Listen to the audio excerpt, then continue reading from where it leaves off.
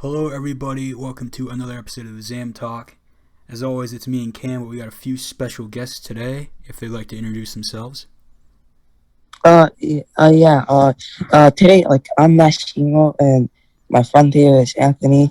And today we came on this, we're really thankful and grateful that we got the opportunity to come on this podcast, and we're just gonna talk about, religion and that stuff, and I'm sure, Sam, I think that's his name, will tell you that, Yep. Yeah. or Cam.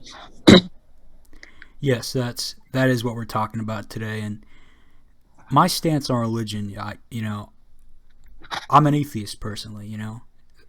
So I'm gonna backseat this one just a little bit because I'm not Well, the biggest. I think another thing too is if you have any questions, don't be afraid to ask. Oh, yeah. No matter how crazy they are, just let's talk about it. And if anyone's uncomfortable with the discussion, we could just back away from the topic. Yeah. So that's what we'll do. Yeah. So I guess why does everybody else believe in God? Well, Oh, are you asking us? Yeah, all of us. Just Alright, so Collectively, yeah. do you want us to go one by one individually? just whoever wants to talk, just go. Okay, so I'll go first. So I personally believe that, first of all, that there's a God in the universe, just a God in general, not Christianity. I mean, I believe that there's a God because, I studied quantum mechanics, so obviously I like to look at the stuff on a subatomic level and all that other stuff. So I believe that the universe, I know how the universe was created. It's matter and antiparticles colliding, and so, but if we go before that, everything in the universe has a cause and effect, right? That's universal law.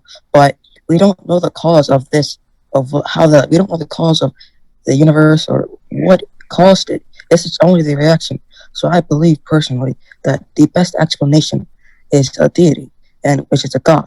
Now, why I believe that this God is the God of Christianity is because I personally believe that the Bible is preserved, the disciples and the apostles were telling the truth, and etc. Everything that comes with it. That's interesting perspective. Yeah. And I feel like it's easier to believe in something than not to believe in something. That's kind of why religion is kind of big as it is. But again, I don't know. But who wants to go next? Mishima, I think you did a really good job touching on that. But what I wanted to say is just how complex everything is. I just feel like there has to be a really intelligent mind behind all intelligent creation, because everything is so complex and works so perfectly together. So that's kind of how I see it. To me, it just makes sense. Yeah. There has to be a reason for something. A lot of people say that, but a lot of things in your day to day is always kind of random. And if you apply that at a big scale, that's my thinking of it. That's kind of what I think of it. Yeah. Oh, Anthony, would you like to go next?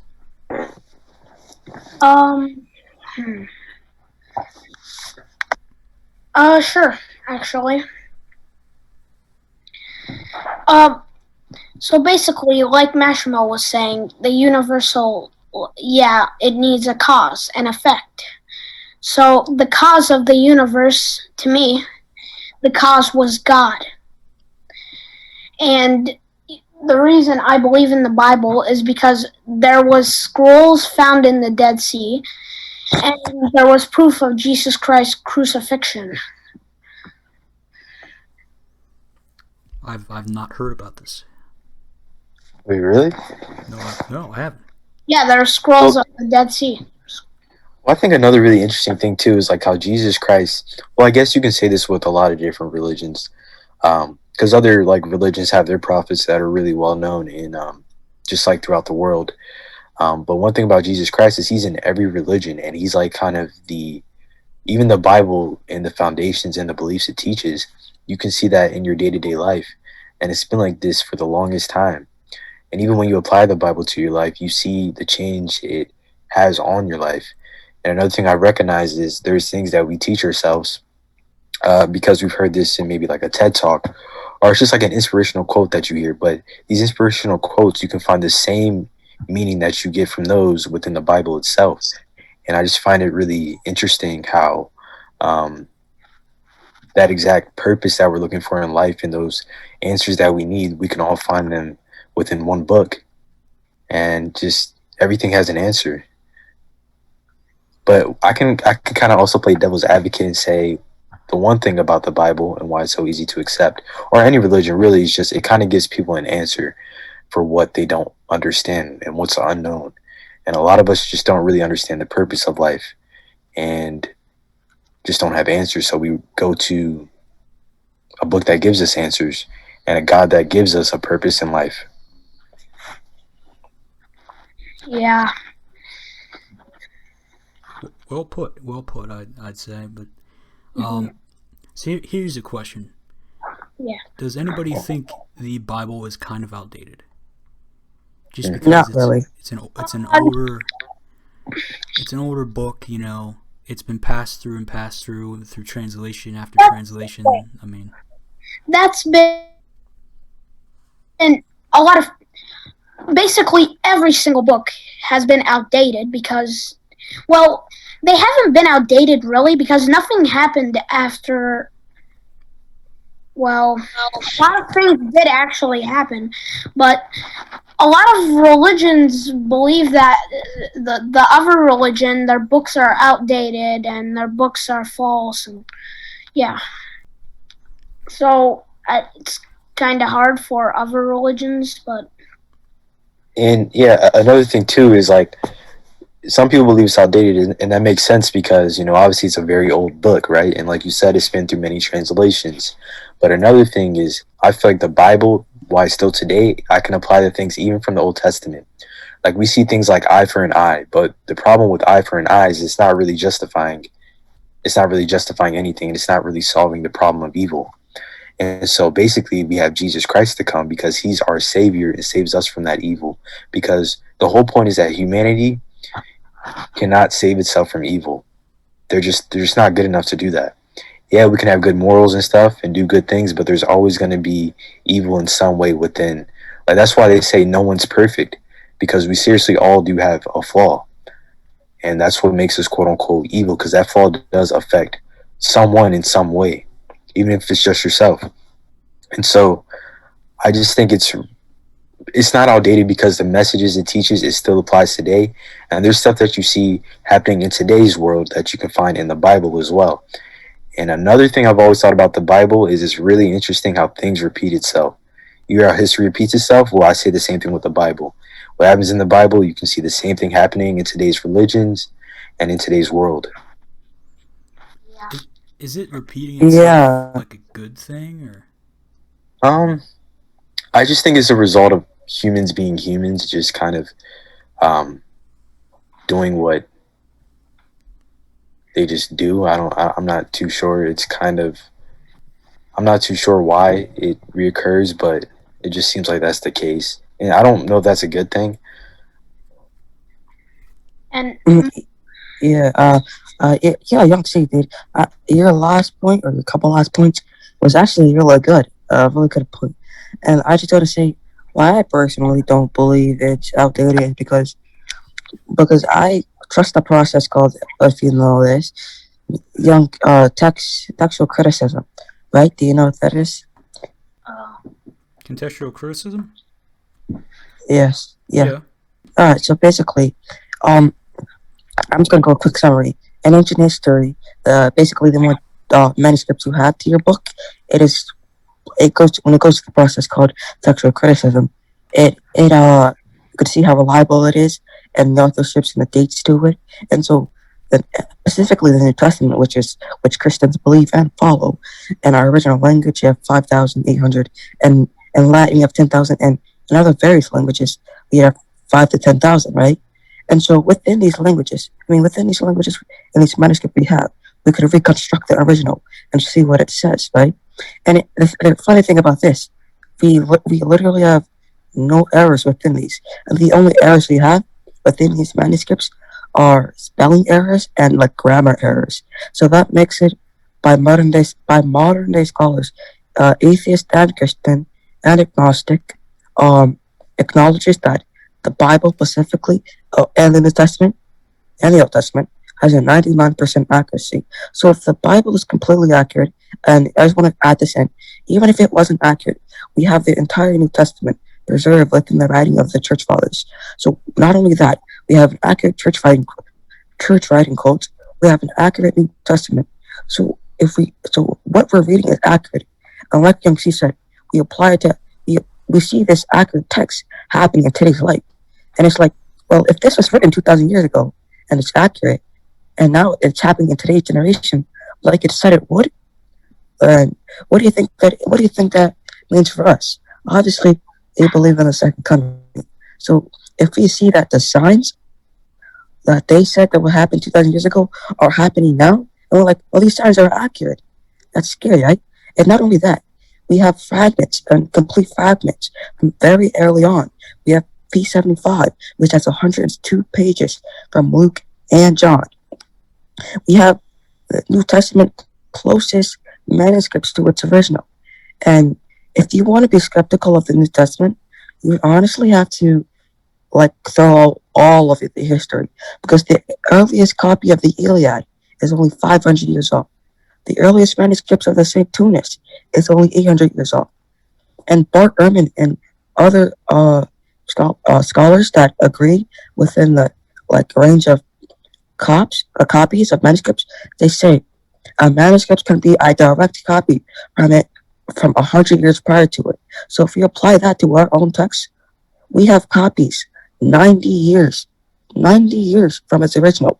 So that's literally gold in ancient history. So not only do we have the most accurate manuscripts in ancient history, we have the most in general. So that's why I believe it isn't outdated. And like, why I don't get it when people say there's like 66 or 70 books of the Bible. Oh, you mean like yeah? Well, there is. How? Yeah. Well, you have to understand. You have to understand the concept of a canon. Back then, when we had the church fathers and the councils, we had canons. Each book has been verified, and confirmed to know that it has been divinely inspired, and again to see that if it was accurate in the date and authorship. So each book, and so like the Catholics and the Orthodox have 79. I'm not sure about the Catholics. They have Deuteronomical books, which has been confirmed through biblical canons. So when people say we have 66 books or 79 books or 81 books, that's because each denomination has its own biblical canon, which they have confirmed each books. Now the Orthodox and Catholic books, which is the Deuteronomical books, those are actually divinely inspired. Even some Protestants will admit it is divinely inspired to the councils and it's backed up by church fathers, like we said. And so that's why people will say we have 79 books, 81 books, 66 books, because each denomination has its own biblical canon. Oh. Yeah. And the reason we will continue to have sin and all bad things and evil, it's because we're basically living on a second hell. Because all evil happens here, and all sin happens here, and yeah. I mean, there's a lot of evil in this world. I'll tell you that. Yeah. Also, another question I have, and this is something I've brought up to Cam many times, is, you know, if God would be real, if He's real, then why does He let these bad things happen to good people? Like that's something I've always wondered, because you always see that like the bad people, you know, they always seem to be getting these good things, this attention, and you know, and you got all these good people that just, you know, seem to get the shaft or get pushed aside. Yeah, like they seem to suffer a lot more. Yeah. Yeah, this Okay, is so definitely. Yeah, I'll oh, let you sorry, finish. Kieran, you can go. Oh, No, no, you okay. can go. Yeah, I was Yeah, just gonna say, yeah, this is definitely a question that's hard to answer, even, yeah, like for us believers, just because it is hard to accept. Like, why do bad things happen to good people? Like, they don't deserve it. Why would God allow this to happen? But see, I think that the great thing is we see this kind of same example throughout the Bible. We see people who they're good people, but they're still struggling. Like, I don't know if you know who Job is. Um, Zan, do you know who Job is from the Bible? I barely know anybody from the Bible. I know a couple people. That's about it. All right. Well, I don't want to butcher the story too much, but yeah, you guys can correct me if I'm wrong on it. But basically, it's just like this guy was really good and he was really righteous to God. You know, just to be righteous to God is just to basically be a good person. You know, because following the Ten Commandments just is essentially being a good person. And um, yeah, even though he was quote unquote a good person, he still went through struggles. And I think the whole point was to show us that no matter what, we're going to be human and we're still going to do um, evil in some way. Now, he never, now it was more kind of trying to show that a good and righteous man will never go against God and turn away from God, but it's going to show that he's still going to struggle, even though he doesn't deserve it. But in the end, God rewards us with so much for our struggles. And the whole thing, right, is when evil happens in this world, well, we can't really avoid that because we have free will. And so basically, evil is going to be allowed to happen. And God, what He does though, he's still there for us. Like, you know, if we call out to Him, He's still there for us. But the good thing is, even if we feel like in this world or in this life, I mean, we don't have anything good happen to us, we can know for a fact that after we'll have a good life that will come to us forever and ever. And I think that's kind of the hope that a lot of people get, because some people, it just seems like no matter what, nothing's going right, and they just want to end their life. But I think the good thing is it keeps people pushing on when they know that they're fighting for a good life in the end. It may not be in this lifetime, but in the end, they'll receive good for their good deeds. I mean, that's yeah. Oh, sorry. here. Like having good after your life. I mean, I don't know. You know, I guess I guess that's something to look forward to. That's how you could look at that. But Mm. like your journey to get there, I feel like is what matters more, in my opinion. Mm. You Well, mean can like, I add on to what Young C said? I mean, oh, Cameron. Go yeah, ahead. Okay, so I want to add on, like he said. He brought up that basically following the Ten Commandments is making you a good person, and then I kind of had something to say. Like, you have to remember that God has a different view of morality than we do. His definition of bad person is anyone who sins, and his definition of a good person is a sinless person. Now, we don't know according to the scripture that Jesus is the only good person. So technically, God, he's God. So God is the only good person, which makes us all bad people. Jesus even says, "No man is good except the Father." So no one on earth is good. So you can't. So when you say, why does bad things happen to good people? Well, technically, in God's view, there are no good people. So he's like, what are you talking about? That question makes no sense. So if your question really is, why do why do bad things happen in general, then you would have to look back. You would have to take a look at this. Good. Okay. If in order for goodness to exist, bad also has to exist as well. And this is why. So I'm gonna give you an example. If in order for hot water to exist, you would have to feel cold water yourself. You wouldn't know what the hot water feels like unless you felt cold water, right? Yeah. Right. So in order for good to exist, bad has to exist. It's just a part of the concept of free will. And the thing is, bad, can't, evil, bad, whatever you want to call it, is a risk factor. It's something that we as humans also cause by free will. We cause wars, we cause murders, we cause so much stuff that we deem today evil. and so then we just blame it on God. But God, God knew that we were going to cause evil, but He still loved us enough to give us free will. That's an interesting way to look at it, but like there certainly is good Yeah. people. Like I truly believe there are good people.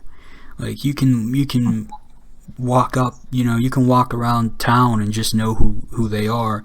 I mean, you won't really truly know that, but you can get a feeling for it, and you get to know somebody, and then you're like, wow, this is a good person, or wow, this is a terrible person. Like I've unfortunately had a lot of horrible people in my life, and I knew when they were bad, and I've had some very good people in my life.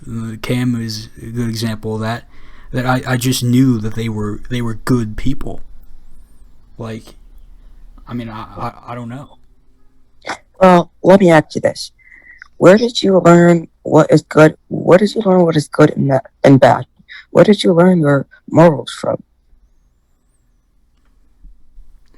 It it took looking at myself and realizing that I needed to change. I can't necessarily say how I found my right from wrong, but I did, and I'm a better person for it, and I feel like there has to be good. There has to be Yeah. good. Yeah, Okay. yeah. So Contrast. let me. Actually, that Can just I? reminded me. Yeah, I was just gonna say that reminded me of something when you were saying like Zan, like how you found out, or how how you became a better person is by looking at yourself in the mirror and realizing the wrong that you've done, and you're just working on yourself. And it reminds me how in like the Old Testament, basically there's like Exodus. It's basically when a prophet of God leads the Israelites, which are just like the followers of the prophet, who are essentially following God through the prophet. But yeah, basically he was just leading them, and he also gave them the Mosaic Law, which basically helped them all to realize the difference between good and evil. And through understanding the difference between good and evil, they were able to soften their hearts. And that's because they realize in themselves, okay, well, actually, I am evil. If this is what it requires to be perfect, or quote unquote, a good person, because perfection is what equals good, right?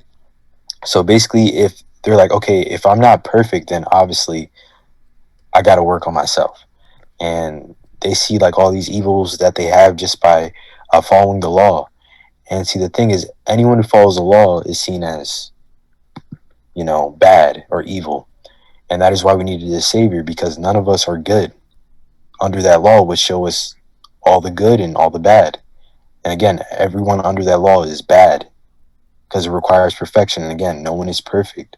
And that's why we needed a savior to come and save us from a law that would essentially put us to death, because we serve a God who is just. You can't have a God who's um, not an all just God, an all merciful God. That just doesn't make any sense. That's contradictory. So he's a just God. And basically, because perfection um, is required in order to atone for sin, right? We have to be good people and make up for the bad that we done or did. So that's what it requires to follow the Ten Commandments. And obviously, no one can fulfill that law. That's why we needed Jesus Christ to fulfill that law through himself, because he's perfect. And now we're just bound to the Ten Commandments, which, like, in the end, is supposed to make us righteous people, deserving to be in heaven forever for our good deeds. Yeah. I hope that makes sense. Yeah, that made sense. That was actually really good. Yeah, I was just going to talk about one of the biggest religions now, which is spirituality, or New Age spirituality. What do you guys think about that? You probably hear about it all the time. People talking about their zodiac signs and trying to judge a person off of their zodiac sign. That stuff is stupid, all right.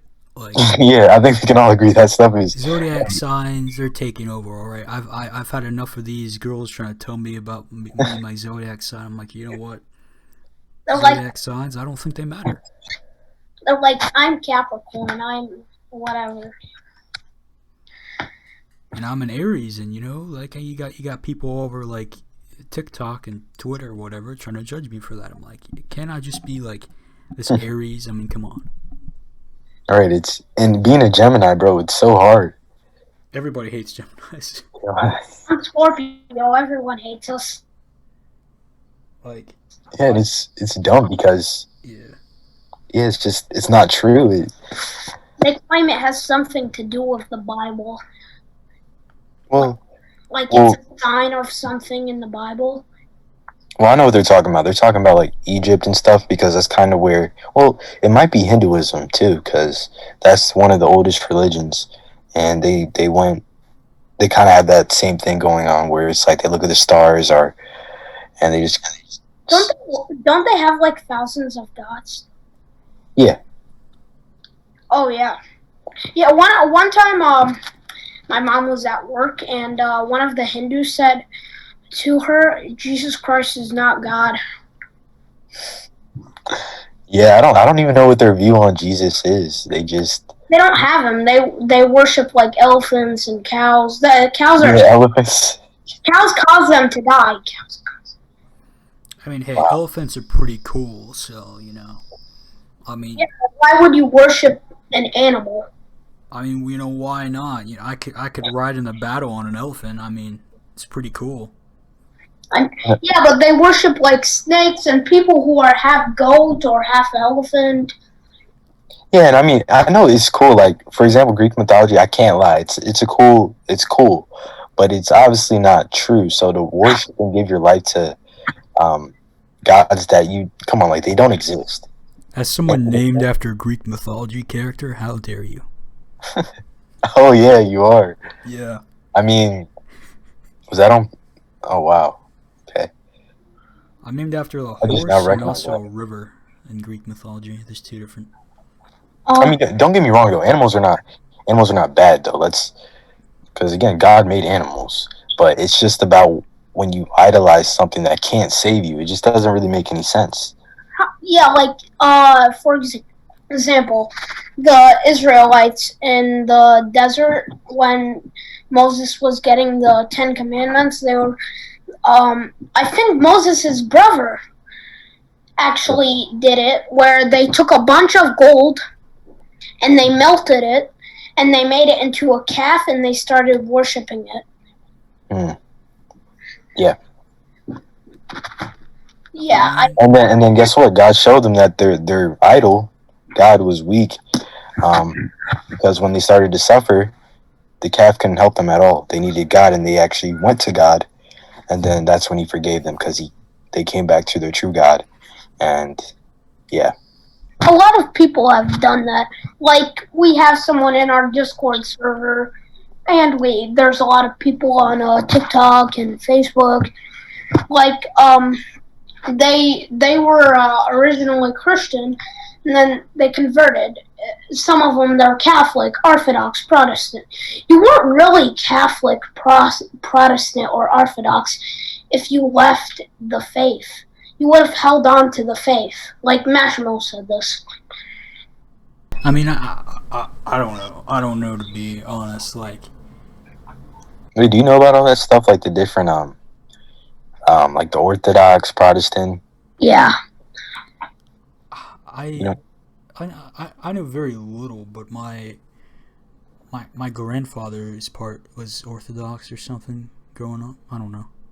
Mashimo, and I'm Catholic, and then Mashimo and Steve, they're Orthodox. My dad's family's Jewish. I know that, but like in religion or in both, really. Oh. But like I've said earlier, I'm atheist, and learned a lot of insightful things today. If anybody else has something they want to say before we wrap up here, you know, I learned a lot of great things that I did not know before today, and I appreciate all that knowledge. Yeah, this was a good talk. It was. So thanks everybody for watching, and thank all of you for coming. You can find the XAM Talk podcast on YouTube, Spotify, Google Podcasts, not Apple Podcasts. Still don't know why. Apple, get it together. But me and Cam will see you whenever we see you because we're inconsistent. So Yeah. bye.